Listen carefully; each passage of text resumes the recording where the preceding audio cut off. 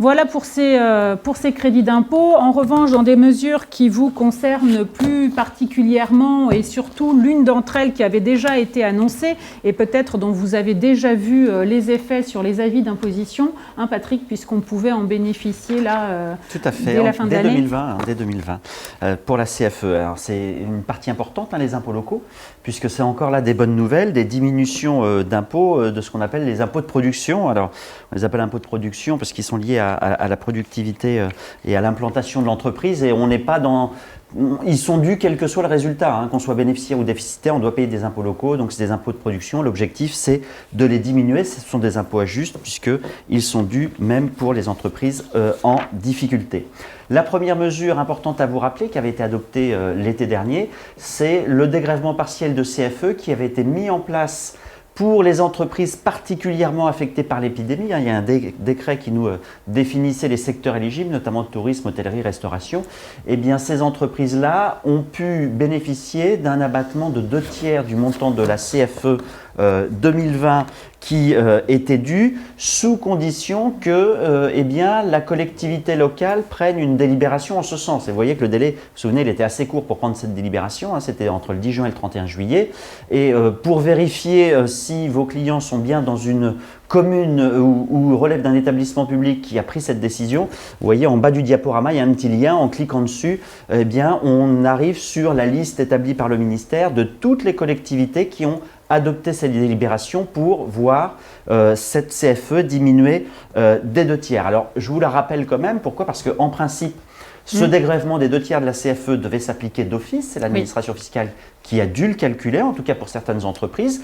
Elle l'a, semble-t-il, d'après les remontées de terrain dont vous nous avez fait part, elle l'a oublié pour un certain nombre d'entre elles. Donc, si vous êtes visé, si vous êtes dans le champ d'application et que vous n'avez pas bénéficié de l'abattement des 2/3 de la CFE, vous avez la possibilité de demander l'application de cet abattement par le voie d'une réclamation contentieuse. Le délai est assez court puisqu'on a 1 an, donc jusqu'au 31 décembre 2021, si vous êtes éligible, pour demander l'application de l'abattement des 2/3 de la CFE. Alors, autre mesure emblématique, on en a déjà beaucoup parlé dans les médias, c'est la diminution de moitié de la CVAE. Oui. Tout à fait. En fait, le taux d'imposition de la CVAE qui était est toujours de 1,5, hein, et on vous aviez, alors vous distinguiez les entreprises en fonction de leur chiffre d'affaires, et on s'apercevait que si l'entreprise avait un chiffre d'affaires inférieur à 500 000 €, elle était totalement exonérée de CVAE de par l'application du barème. Entre 500 000 et 50 millions d'euros, en fait, en fonction de son chiffre d'affaires, elle allait avoir un taux d'imposition qui était variable, et au-delà de 50 millions de chiffre d'affaires, elle était à 1,5. Alors tout ceci est divisé par 2, hein, en l'occurrence, hein, vous le voyez, on a une baisse du taux d'imposition de la CVAE qui est divisée, et ça ne s'applique pas pour 2022, c'est tout de suite, hein, puisque c'est pour les impositions dues à compter de 2021. Donc dès 2021, une baisse de moitié du taux d'imposition à la CVAE. Du fait de cette baisse et de la division par 2 du taux d'imposition, eh bien, qu'est-ce qui se passe? Bien, plein de petites mesures que nous appliquons au quotidien, et notamment pour les petites entreprises, c'est-à-dire celles qui ont un chiffre d'affaires inférieur à 2 millions d'euros, eh bien, elles avaient jusqu'à présent un dégrèvement complémentaire de CVAE de 1 000 €. Eh bien, là encore, on le divise par 2, il passe à 500 €. Et puis, vous aviez également, concernant la cotisation minimum de CVAE, c'est-à-dire que pour les entreprises qui ont un chiffre d'affaires supérieur à 500 000 €, eh bien, elles devaient avoir un montant minimum de CVAE qui était jusqu'à présent de 250, et bien, corrélativement, ce montant passe à 125. Et donc, il passe de la même manière que la division par 2 du taux effectif d'imposition, dès maintenant, dès les impositions dues à compter de 2021.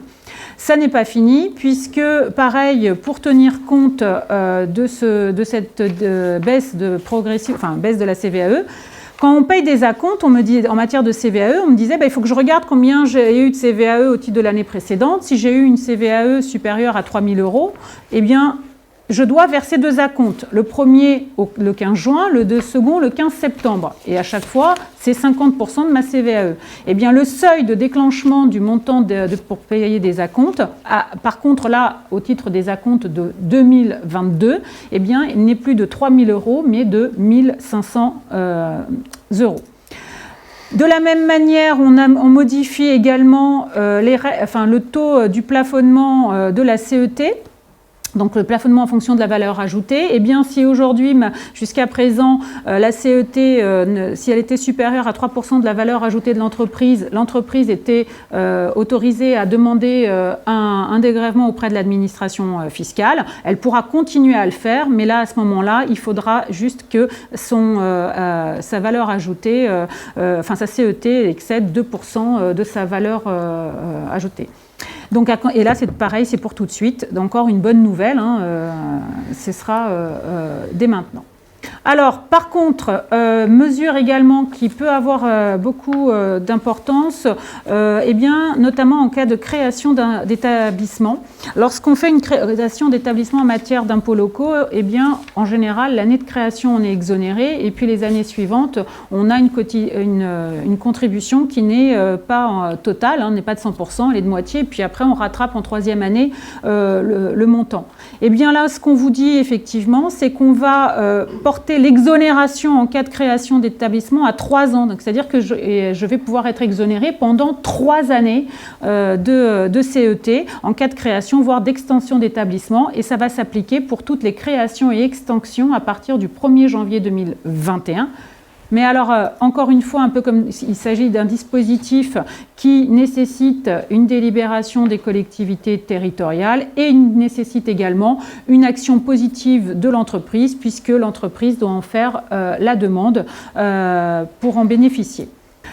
Autre mesure, pour finir, Patrick, comment se portent les établissements industriels en matière d'impôts locaux? En manière générale, c'est assez difficile. En matière d'impôts locaux, c'est plutôt une bonne nouvelle puisqu'on va venir réduire, en tout cas, éviter la progression des valeurs locatives de ces établissements industriels, puisqu'on va également diviser par 2 en fait le taux d'intérêt qui est pris en compte pour calculer la valeur locative de ces immobilisations. Vous voyez, on passe de 8% à 4% de la valeur brute pour les sols et les terrains, et on passe de 12 à 8% pour les constructions et les installations foncières. Donc c'est plutôt une bonne nouvelle encore là pour l'imposition locale des établissements industriels.